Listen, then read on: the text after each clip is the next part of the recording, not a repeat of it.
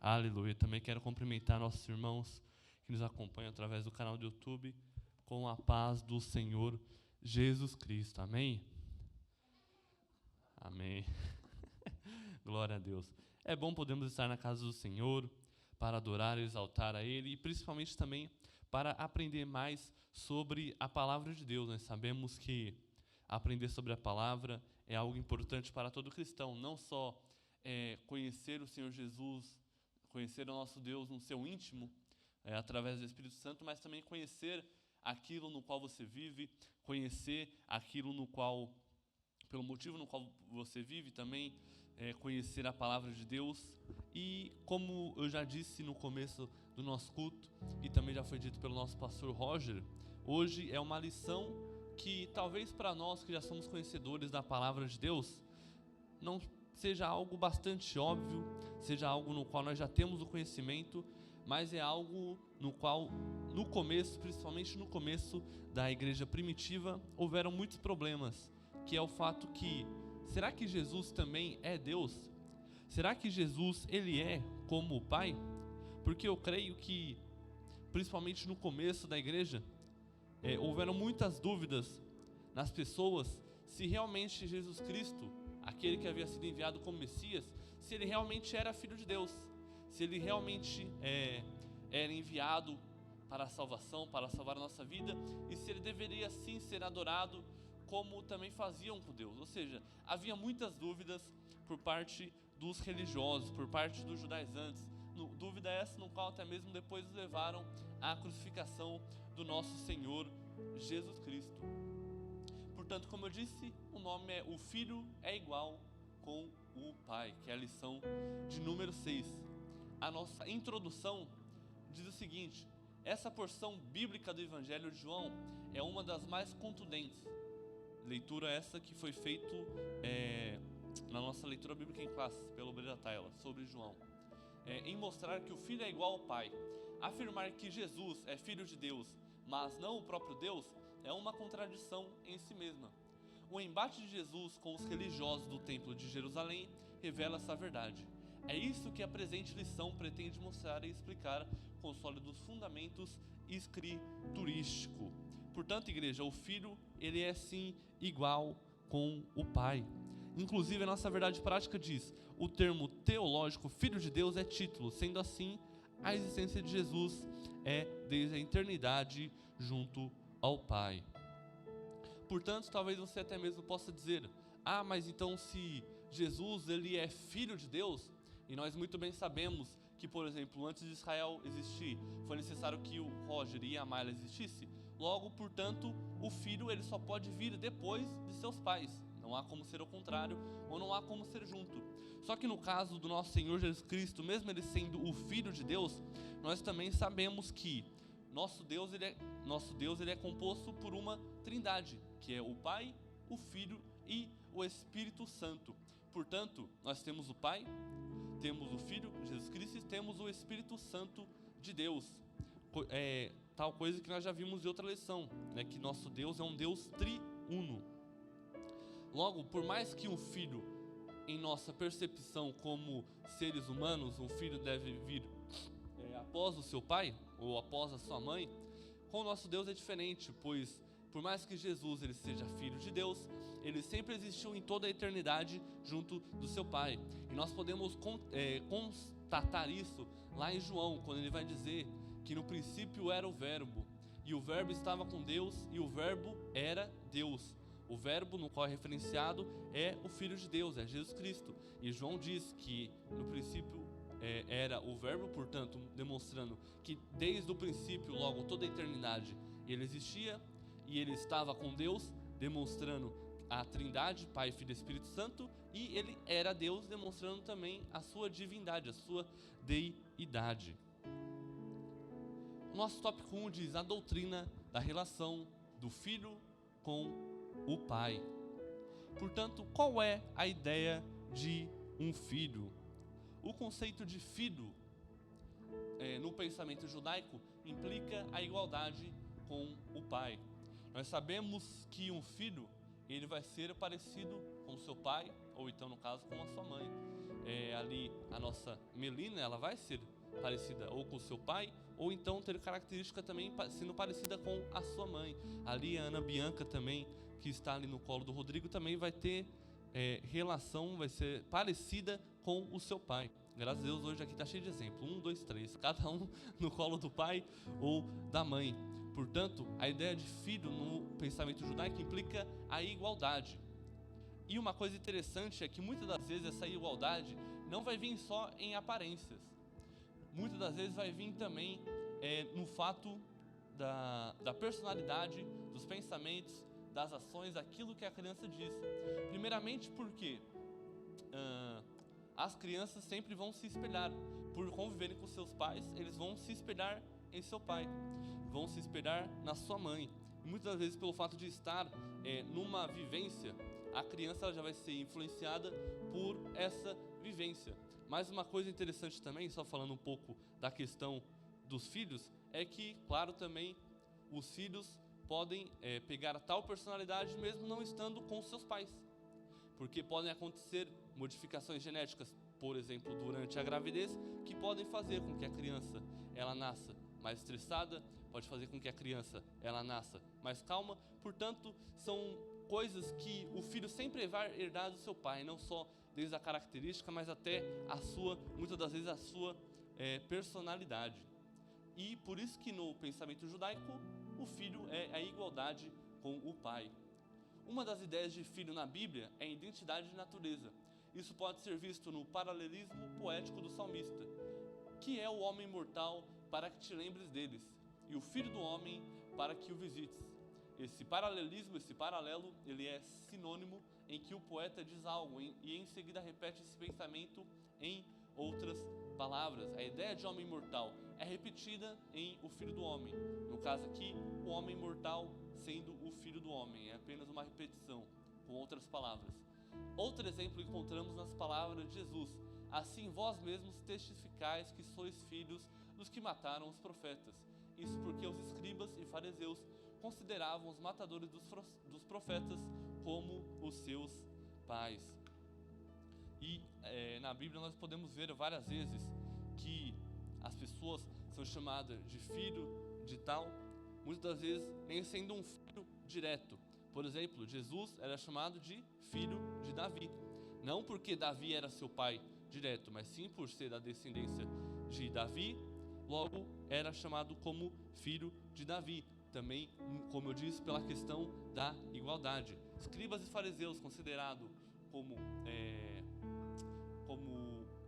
quando a lei diz que sois filhos dos que mataram os profetas, não está falando que eles são mesmo os filhos daqueles que mataram os profetas, mas que eles agem de forma igualitária, de forma de igualdade com aqueles que matavam os profetas. Portanto, quando na Bíblia vamos ver muitas das vezes, ele é filho de tal, os seus pais fizeram tal coisa, não está falando que é filho ou pai diretamente, mas sim porque tem uma igualdade no qual a sua linhagem muitas das vezes fazia isso. Portanto, no conceito judaico, um pai e um filho não é só um conceito direto de pai e filho, mas sim muitas das vezes de igualdade. É como, por exemplo, você vê uma criança que toma tal atitude e você fala, nossa, mas você é igualzinho ao seu pai ou à sua mãe. E muitas das vezes você pode até mesmo comparar aquela criança com outros parentes da família. Por exemplo, talvez a criança tome uma atitude que pareça muito com um tio, mesmo sendo filho de outra pessoa. Você pode falar que parece até que é filho de X pessoa. Portanto, isso vem também porque já temos essa ideia de que um filho é parecido com o pai.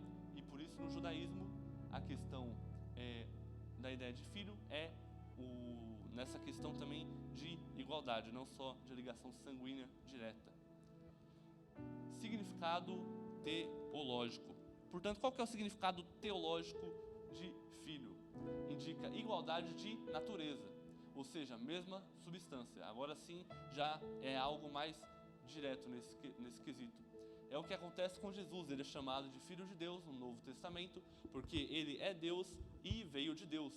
Jesus mesmo disse, eu saí e vim de Deus, saí do Pai e vim ao mundo. outra vez deixo o mundo e vou para o Pai.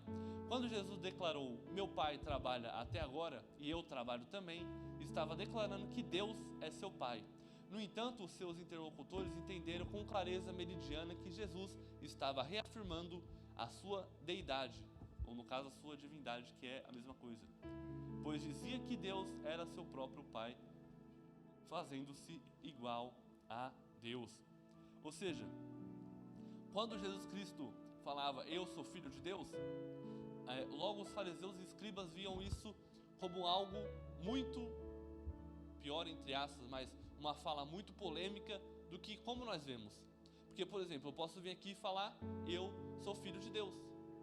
E realmente, todos nós aqui somos filhos de Deus, todos nós somos aceitos como filhos de Deus. Mas ali na questão, quando nós vamos estudar a cultura judaica, quando Jesus Cristo falava, eu sou filho de Deus, como eu disse, a ideia dos judeus com pai e filho era de igualdade. Logo, se Jesus Cristo assumia, eu sou filho de Deus, ele estava como se estivesse falando, eu sou Deus. Porque os judeus tinham a ideia de um pai e filho serem iguais. Portanto, a questão de, para nós sermos algo normal, nós falarmos eu sou filho de Deus, porque temos essa ligação e consideramos nosso pai como nosso pai, ali já era, por questões culturais, já era algo muito mais polêmico e muito mais levado a mal pelos escribas e fariseus, porque era como se Jesus Cristo estivesse falando, eu também sou Deus. E como nós bem sabemos, não é mentira. Jesus Cristo não mentia. E com certeza quando ele dizia, eu sou filho de Deus, era não só para falar que ele era filho, mas principalmente também que ele era Deus, por esse fato que eu falei que o judaísmo levava essa questão de ideia de filho, de ser igual. O Filho é Deus. O Filho de Deus é uma expressão bíblica para referir-se à relação única do Filho unigênito, que é Jesus Cristo, com o Pai. A expressão Filho de Deus revela a divindade de Cristo, por causa desse motivo que eu disse, o fato dele ser Filho de Deus, também o fato dele dizer que ele é como Deus. Essa verdade está mais clara na Bíblia do que o sol do meio-dia, por isso é estranho como pode haver tantos debates sobre o tema. O texto sagrado, mas do Filho, diz, ó Deus, o teu trono subsiste pelo século dos séculos, cetro de equidade é o cetro do teu reino. É o mais crucial, pois é uma citação direta de Salmos 45. É importante prestar melhor atenção naquelas passagens conhecidas dos crentes. O teu trono, ó Deus, é eterno e perpétuo. O cetro do teu reino é um cetro de equidade. Tu amas a justiça e aborreces a impiedade. Por isso Deus, o teu Deus, te ungiu com óleo de alegria, mais do que a teus companheiros. Que história é essa de judeus do versículo 7 estar ungindo Deus do versículo 6? Isso tem intrigado alguns rabinos desde a antiguidade, mas a Epístola aos Hebreus traz a explicação e revela que Deus nessa passagem é uma referência a Jesus. A explicação está em Hebreus 1:8. Trata-se do relacionamento entre o Pai e o Filho, que a unidade de Deus é plural. Portanto, irmãos, como nós bem sabemos, tudo aquilo que acontece no Novo Testamento, muitas das vezes é referenciado no Antigo Testamento, seja com os profetas, ali desde Isaías, Jeremias e também alguns salmos que nós podemos ver. Portanto, aqui, esse é um exemplo, no qual nós lemos aqui toda essa parte, lá em Salmo 45, o verso 6, verso 7, vamos ver que o Deus do versículo 7 está ungindo o Deus do versículo 6, e os rabinos não entendiam isso, mas nós sabemos que a explicação disso é o nosso próprio Deus, no caso o Pai, ungindo o Filho Jesus Cristo. E, portanto, aí nós vamos ter, não só no Novo Testamento, um exemplo que testifica que Jesus Cristo também é o Pai, também é Deus, como vamos ter aqui também no Antigo Testamento, logo em Salmo. Portanto, desde o começo nós vamos ver, no começo da Bíblia, tudo apontava para Jesus Cristo, tudo apontava que Deus, o Verbo, se faria como homem, viria como carne para se entregar por nós. E aqui podemos ver várias coisas, mesmo ainda no Antigo Testamento, que possam testificar que Jesus Cristo, ele, além de ser Filho, também é Deus. E, portanto, a sinopse diz que a doutrina bíblica mostra a relação de unidade entre Deus Pai e seu Filho unigênito.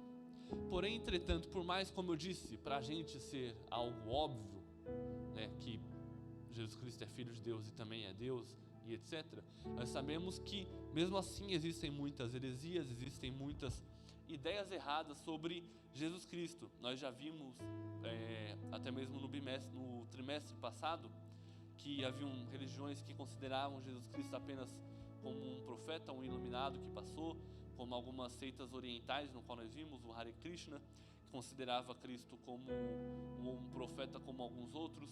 Nós vamos ver, por exemplo, também vamos ver mais para frente, em questão do islamismo, a visão dele sobre Jesus. Mas por mais que nós já sabemos e para nós seja algo óbvio, ainda mesmo assim existem vários tipos de religiões e pessoas que pensam que Jesus Cristo é só filho, que ele tem menos poder que Deus, que ele não é Deus, e por aí vai. Além também de outras religiões que não consideram a Trindade, apenas consideram Deus, Jesus e Maria como a Trindade ao invés do Espírito Santo. Mas enfim, essa heresia aqui no qual nós vamos falar é uma heresia que nasceu ainda no começo, lá no século II, no século III, porque por mais que para nós sabemos a existência de Jesus Cristo, nós também devemos nos colocar um pouco ali na cultura e nos colocar no lugar. Claro, não justificando nenhum tipo de atitude que tomaram com Jesus Cristo, mas nós devemos ter em conta que, principalmente para os judeus, era algo assim, uma grande blasfêmia, alguém aparecer e dizer que era Deus, e dizer que era Filho de Deus, e dizer que era o Messias, por mais que já haviam promessas de que o Messias viria. Mas mesmo assim, muitas pessoas ainda ficavam naquela dúvida: será que nós temos mesmo que acreditar em Cristo? Será que nós realmente devemos igualar Jesus a Deus? Ou então se ele foi apenas um profeta, como foi o profeta Elias? Ou, enfim. Mas a heresia que nós vamos ver é a heresia do subordinacionismo. Palavrinha abençoada, subordinacionismo. E a primeira pessoa que nós vamos ver é um homem chamado de Orígenes. Portanto, o subordinacionismo é toda doutrina que declara ser o filho subordinado ao pai, ou um Deus secundário ou menos divino que o pai, que foi o que eu falei, que é as pessoas considerarem o fato dele ser filho ele ser inferior a seu pai. Mas devemos sempre lembrar que ainda no judaísmo o pai e o filho significam igualdade, e não é diferente aqui na nossa questão. Os monarquianistas dinâmicos, ou os adocionistas, e os arianistas são os principais representantes dessas heresias. Isso tudo que eu estou falando, monarquistas dinâmicos, ou os adocionistas, os arianistas, foram todos seitas e, não seitas, ideias, modelos de ideias, modismo, que nós vimos já no trimestre passado também. Mas só relembrando aqui rapidamente aos irmãos, tanto os adocionistas e os arianistas, eles têm a ideia de que ou Jesus ele não é divino, não tem a sua deidade, ou então que ele é inferior ao Pai. Mas Orígenes foi o seu principal mentor. Há na vastíssima e complexa produção literária de Orígenes ideias de acordo e contrárias à ortodoxia da Igreja, como também ideias neoplatônicas. Ideias neoplatônicas são ideias de um só Deus, sem ser trindade, e obscuras, de modo que desde a antiguidade os estudiosos do assunto estão divididos. Ele exerceu grande influência no Oriente por mais de 100 anos. Nas controvérsias em Niceia foi o concílio de Niceia, que foi criado exatamente, eu já vou falar um pouco, mas foi um concílio criado para debater essa principal ideia de se Jesus Cristo ele era Deus ou não. Mas havia os que apoiavam Ário, que o Ário foi o criador do arianismo, no qual quem seguia o arianismo eram os arianistas, e também se baseando no mesmo Orígenes. Segundo seus críticos, parece que a trindade defendida por ele era subordinacionista. E o que esse arianista, o que esse subordinacionismo de Orígenes defendia? Que havia, além da trindade que era Deus, defendia uma subordinação, ou seja, a ordem era o Pai no topo, o Filho abaixo e o Espírito Santo. Ou seja, o Espírito Santo era subordinado de Jesus, que era o Filho, e Jesus Cristo subordinado do Pai. Mas nós muito bem sabemos que essa hierarquia ela não existe. Tanto Deus quanto Jesus e o Espírito Santo, eles ocupam o mesmo lugar, porque os três são Deus. Não existe o Deus Pai ser maior que o Deus Filho, ou o Deus Filho ser maior que o Espírito Santo. O que há é cada um ter a sua função. O nosso Pai ter uma função, Jesus Cristo também, quando teve a sua função e veio até a terra, o Espírito Santo, que ainda hoje exerce a sua função em nosso meio, seja através de batismo, seja através de nos convencer do nosso pecado. Portanto, o Espírito Santo de Deus, Deus Pai e Deus Filho, eles têm diferentes funções, mas eles não têm hierarquias. Não é como na igreja. Por exemplo, na igreja nós temos o pastor superintendente, que era o nosso pastor Eliel, e agora está, por enquanto, com o nosso pastor Sanzo. Depois, logo abaixo, temos o pastor Roger, que é o primeiro vice. Depois o diácono Danilo, que é o segundo vice. Não, isso aqui na igreja temos essa hierarquia. Mas com Deus Pai, Deus Filho e o Espírito Santo, não há essa hierarquia. Há hierarquia no céu, mas é em relação às outras coisas. Em relação aos anjos, nós vamos ver que há tipos de anjo, aos serafins, aos querubins. Portanto, há hierarquia sim no céu, mas não há hierarquia entre Deus Pai, Deus Filho e o Espírito Santo de Deus. Portanto, como eu disse, o Filho subordinado ao Pai e o Espírito Santo subordinado ao Filho. No entanto, a Bíblia revela a igualdade das três pessoas da Trindade. Portanto, existe a Trindade, os três são iguais e os três são Deus. E não existe um ser subordinado do outro. No máximo, diferentes funções exercidas por cada um. Período pré-niceno, que é lá do Concílio de Niceia que eu falei. Portanto, o subordinacionismo foi no século II, no século III, uma tentativa, ainda que equivocada, de preservar o monoteísmo. Ou seja, a verdade é qual que era a questão de Jesus Cristo. A verdade é que eles, de certa forma, tinham algum certo receio, algum medo de não dá para chamar de cristianismo, porque pronto, eles não acreditavam em Cristo como Deus, mas nós podemos dizer que o medo deles da questão da religião era deixar de ser uma religião monoteísta para ser uma religião que adora mais de um Deus. Porque a questão da dúvida deles nós devemos adorar a Deus Pai ou devemos adorar Jesus Cristo, ou o Espírito Santo, Consolador, que nos foi enviado. Portanto, eles tinham esse certo receio de deixar de ser o monoteísmo. Mas nós sabemos que isso não existe porque os três são iguais. Portanto, nós somos monoteístas, temos apenas um Deus que é o Pai, o Filho e o Espírito Santo junto. Portanto, eles queriam preservar o monoteísmo, mas que negou a divindade absoluta de Jesus, ou seja, queriam negar a Jesus Cristo para ter apenas o Deus Pai. Seus expoentes consideravam Cristo como Filho de Deus inferior ao Pai, para evitar a adoração a Jesus Cristo, continuando assim monoteísta, adorando apenas a Deus Pai. Eles afirmavam que o próprio Cristo declarava sua inferioridade. Isso eles o faziam com base numa exegese ruim, que é quando exegese é quando você faz a questão do estudo do texto, no caso, o texto para o leitor, e numa interpretação fora do contexto de algumas passagens dos evangelhos. Ou seja, essa exegese que eles faziam basicamente era o contrário de exegese, que era uma eigegese.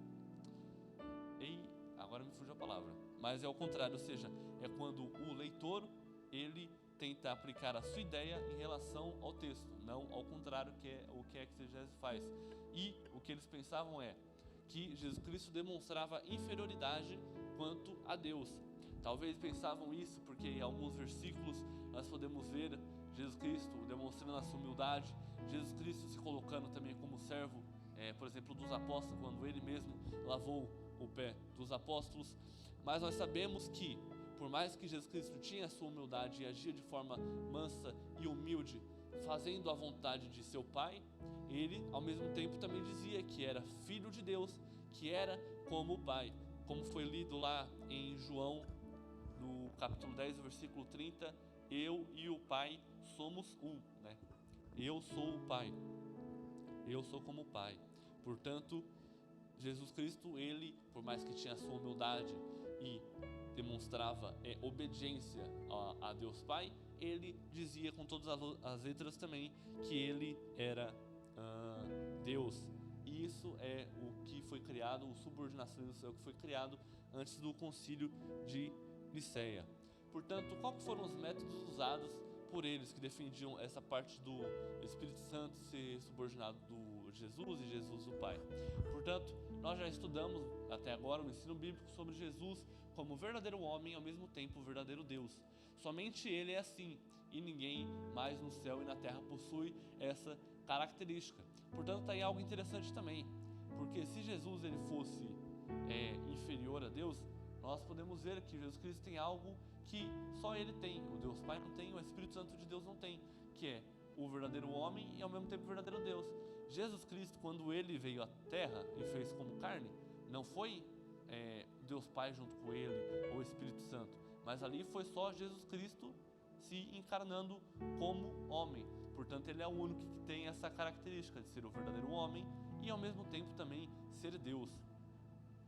No entanto, os subordinacionistas pensam as escrituras aqui e ali, se utilizando das passagens do Novo Testamento que apresentam o Senhor Jesus como homem e descartam e desconsideram as que afirmam ser Jesus, o Deus igual ao Pai. Ou seja, o que eles faziam, afirmavam como Jesus Cristo era homem, logo ele não poderia ser Deus. Como ele sofreu por tentações e foi tentado, como ele sentia fome e sentia sede, logo ele não podia ser Deus. Mas nós sabemos muito bem que, ainda lá voltando em João, como disse, João vai dizer o que? No princípio era o verbo, e o verbo estava com Deus, e o verbo era Deus, fazendo referência a Jesus Cristo. Mas logo depois de alguns versículos ele vai falar, e o verbo habitou entre nós. Ou seja, aí nós vamos poder ver que sim, ele é Deus, mas por mais que ele tenha sido homem, ele fez isso porque era necessário ele vir como homem para sofrer como homem e se entregar como homem. Isso porque Jesus Cristo ele se entregou em sacrifício por mim e por você. Como Jesus Cristo poderia se entregar por mim e por você, que somos homem, sendo ele Deus? Nós na aula, não lembro se foi na aula passada ou na retrasada, nós vamos poder ver que, como eu disse, a aula que eu também dei, algumas religiões acreditavam que Jesus Cristo ele não veio como carne, que ele veio como um espírito, ou que e por esse motivo ele nem mesmo tinha se entregado à crucificação, que havia sido, assim, entre aspas, um dublê que foi em seu lugar, que algumas pessoas acreditavam, tinham a ideia de que não foi Jesus Cristo que se entregou na cruz.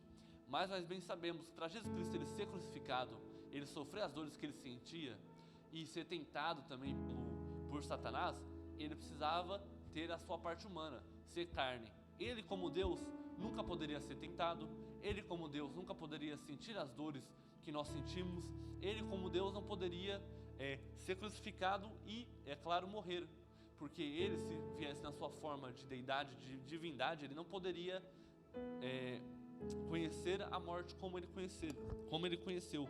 Portanto, por mais que ele veio como homem, ele não era apenas um profeta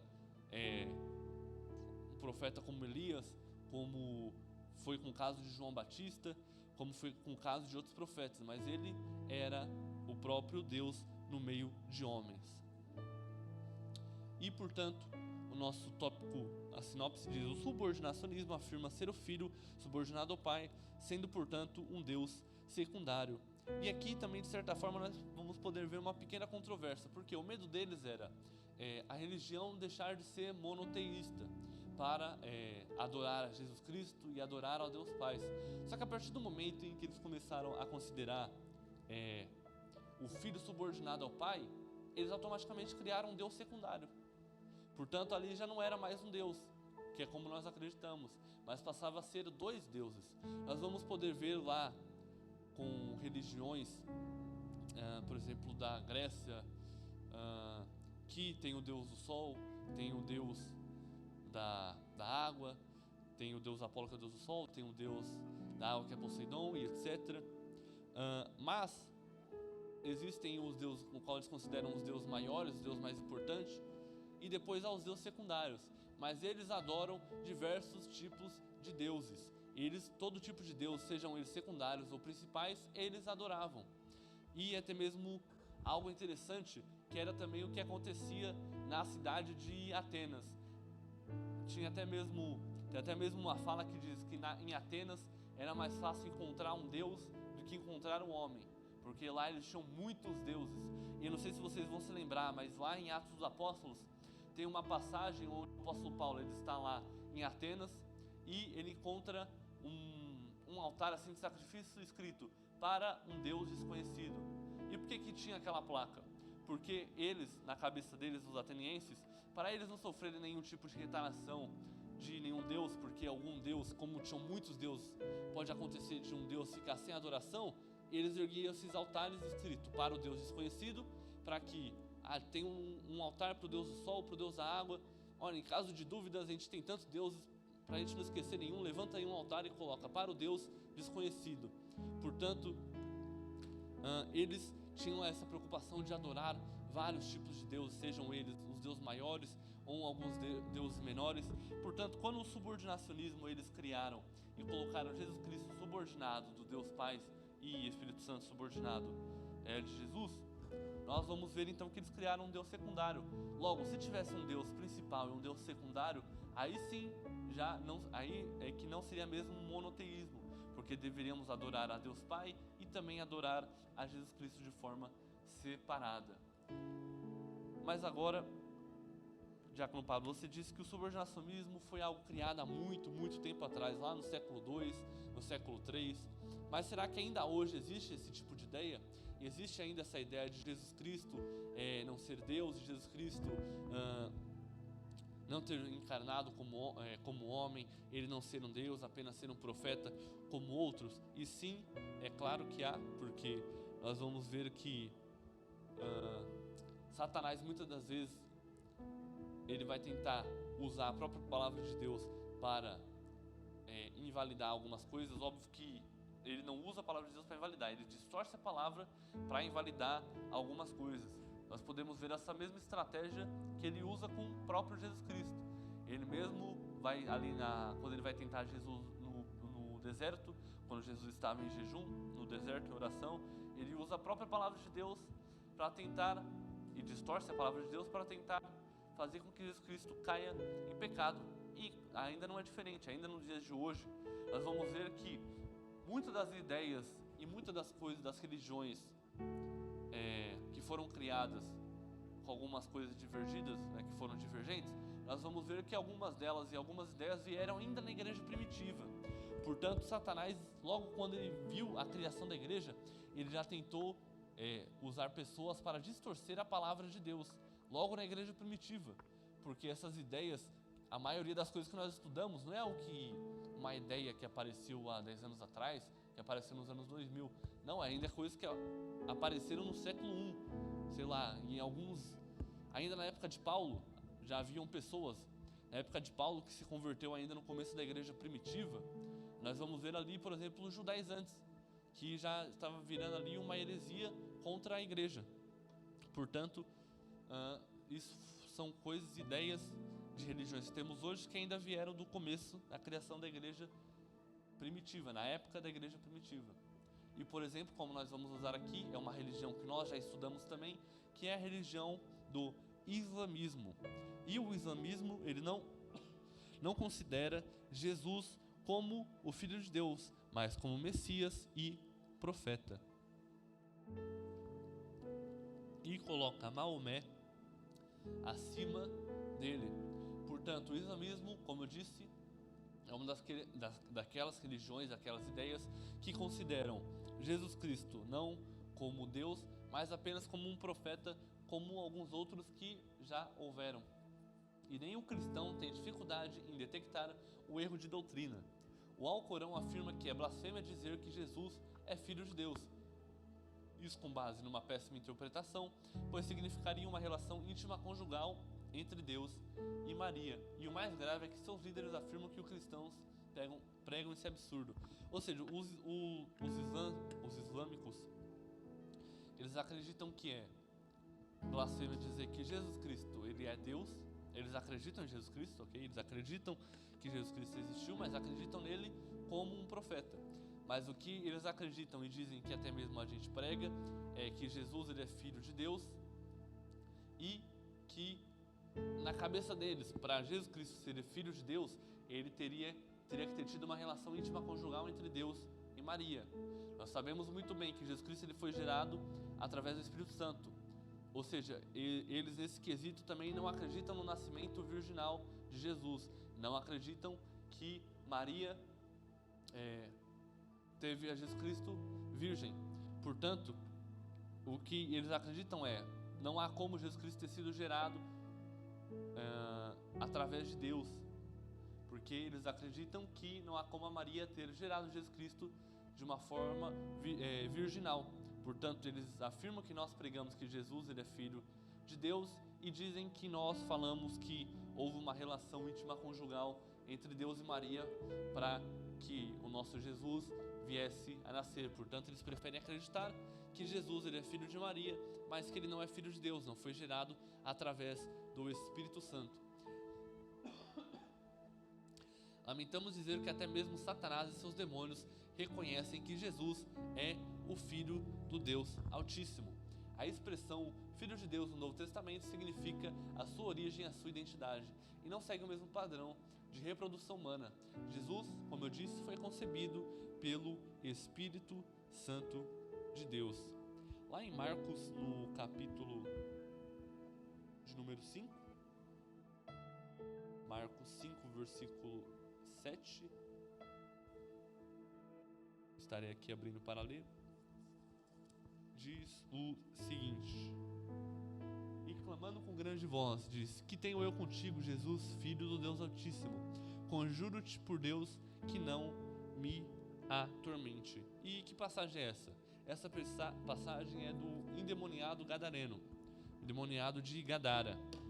Ou seja, quando Jesus Cristo chegou naquele lugar, ele encontrou com esse endemoniado que virou-se para ele e disse essa frase: Filho do Deus Altíssimo. Ou seja, nós podemos ver aqui que o próprio Satanás e os demônios deles, eles sabem que Jesus era filho do Deus Altíssimo. Não é só os profetas do Antigo Testamento dizendo, não é só o próprio Jesus Cristo falando, mas até mesmo os demônios que estiveram no céu, que conhecem as coisas do céu e conhecem a Deus Pai, a Deus Filho e o Espírito Santo, reconhecem que Jesus Cristo, ele é Filho de Deus. Portanto, nós podemos aí comprovar por diversas fontes, diversas formas, que Jesus ele é Filho de Deus. Movimento das Testemunhas de Jeová, outra religião em que nós já estudamos também. Para você que não sabe, as Testemunhas de Jeová são aquelas pessoas que vão ali evangelizando e pregando, batendo de porta em porta. Portanto, este confessa publicamente que crê na existência de vários deuses: o Deus Todo-Poderoso, Jeová, depois o Deus Poderoso Jesus, e em seguida outros deuses menores, incluindo bons e maus. Mas a fé cristã não admite a existência de outros deuses. É verdade que a Bíblia faz menção de deuses falsos.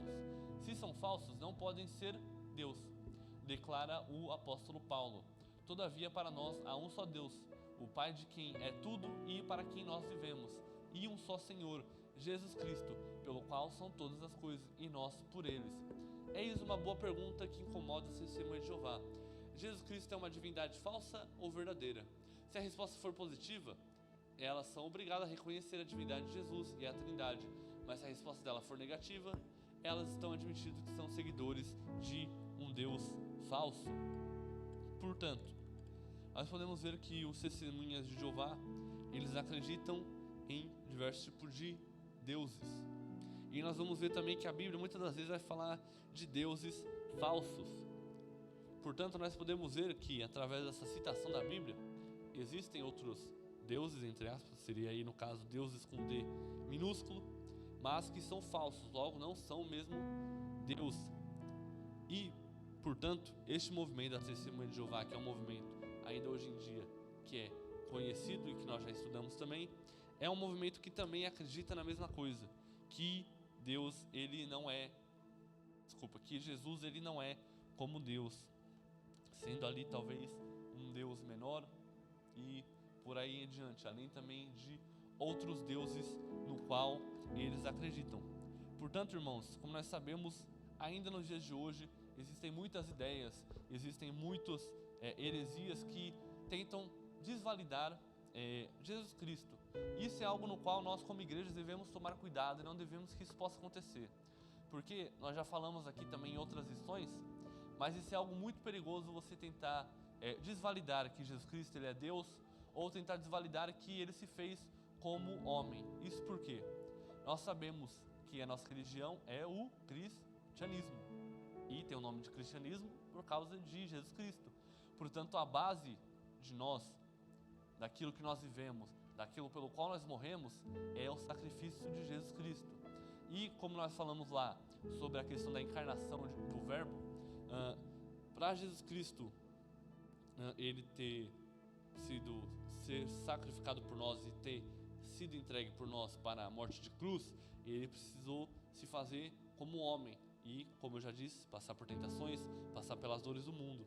Só que a partir do momento também que nós desvalidamos e falamos que Jesus Cristo ele não é Deus, ele é apenas um profeta qualquer, logo nós estamos também invalidando o plano de Deus, o plano de redenção de Deus em nossa vida.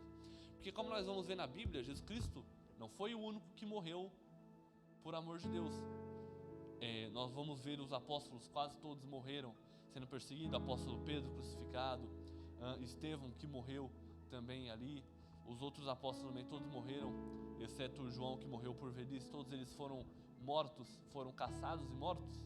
Só que existe uma diferença no sacrifício desses apóstolos para o sacrifício de Jesus Cristo, porque Jesus Cristo, ele sendo como Deus, ele teve uma crucificação, um sacrifício puro, porque nele não havia pecado, porque ele era Deus.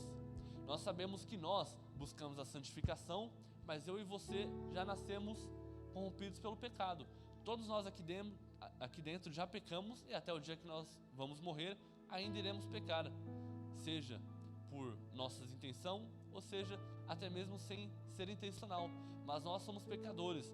Jesus Cristo, para ele não ser corrompido pelo pecado, só havia uma forma, que era não sendo nascido pelo pecado, que foi aí então a questão do nascimento de Maria ter sido um nascimento virginal, sem nenhum tipo de relação, para ele já não nascer corrompido e não ter sido nascido já através da transgressão, e também para ele não pecar, ele teria que ser Deus, porque ele sendo homem como nós, sendo falho, ele com certeza também pecaria, assim como nós pecamos. E aí logo o sacrifício dele já não seria um sacrifício puro, um sacrifício completo e pleno. Seria uma morte como aconteceu com os outros apóstolos. Logo é uma coisa que nós, nos dias de hoje, nós devemos tomar cuidado, devemos sempre ter atenção. Como eu disse, para nós, isso é óbvio que Jesus, ele faz parte da Trindade, é óbvio que Jesus ele é Deus, é óbvio que Jesus ele veio como homem, mas ainda existem religiões que tentam invalidar Jesus Cristo, seja tirando ele da Trindade, como eu disse que tem religiões que acreditam em Deus, Maria e Jesus Cristo, mas de uma forma um pouco de como Deus secundário, mas é algo no qual muitas pessoas ainda acreditam. Testemunhas de Jeová não colocam Jesus como um Deus todo-poderoso, mas sim abaixo de Deus. Portanto, nós sabemos que não existem poucos testemunhas de Jeová, existem muitos pelo mundo todo. Aqui há, todos nós creio que já vimos aqui em Portugal, no Brasil também há muito mais. Portanto, por mais que para nós que somos cristãos tudo isso é muito óbvio, ainda existem muitas pessoas vivendo uma heresia, vivendo nessa ideia de Jesus Cristo. O islamismo mesmo talvez seja o mais preocupante, porque o islamismo ele vem crescendo cada dia mais e mais e mais. E nós sabemos que também o islamismo ele cresce não só porque eles têm porque eles crescem muito entre eles, mas a cultura deles tem invadido, como nós sabemos, diversas outras culturas. Só falando um pouco aqui, eu lembro que no trimestre passado nós estávamos falando muito sobre a questão do islamismo, e até mesmo, acho que era o pastor Roger que estava dando, e o pastor Roger disse que até mesmo entre os islâmicos, como eles são muitos, eles vêm crescendo cada vez mais e mais. E uma coisa interessante também, que nós podemos encaixar com uma outra coisa nessa questão do crescimento do islamismo, que é uma coisa. Nós aqui estamos falando de filho. Aqui na igreja, como eu disse aqui, eu estava cheio de exemplo. Israel, Ana, Melina, portanto crianças. Só que eu não sei se os irmãos sabem, mas a cada dia mais as pessoas não estão querendo ter filhos. Nós vamos ver diversas pessoas já adultos que não têm filho. E você diz, então, mas o que isso tem a ver com, por exemplo, o islamismo? Bom, existem alguns países, e Portugal está entre eles, que a taxa de natalidade é tão baixa que ela já não é mais recuperável. E você pensa, tá, mas o que isso significa depois? Para onde isso vai levar? Vai levar para onde? Vai levar para as pessoas vão começar a ficar mais velhas e logo não haverá pessoas para sustentar as mais velhas. Nós sabemos que as pessoas, quando ficam velhas, aposentam, o dinheiro que elas recebem vem do trabalho de quem está trabalhando agora. Isso acontece o quê? Falta de mão de obra. Quando acontece falta de mão de obra, acontece o quê? Você precisa buscar mais pessoas aonde? Fora do seu país.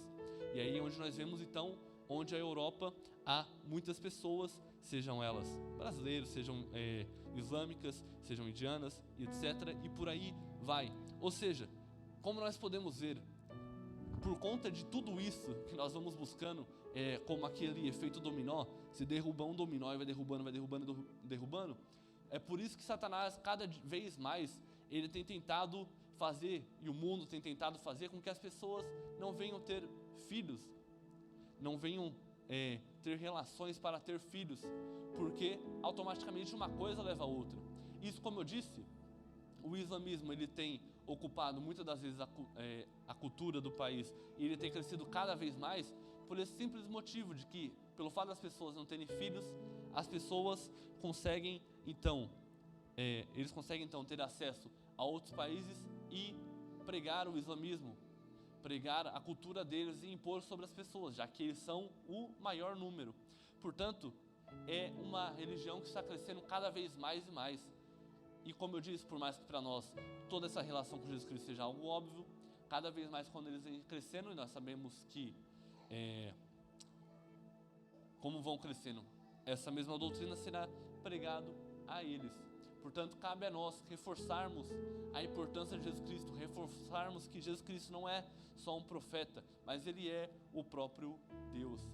Aleluia. Nesse momento, desde já, também estarei passando aqui para o nosso pastor Roger, que estará entregando e dando a conclusão dessa lição e também estará fazendo a conclusão do nosso culto. Assim eu agradeço a minha oportunidade.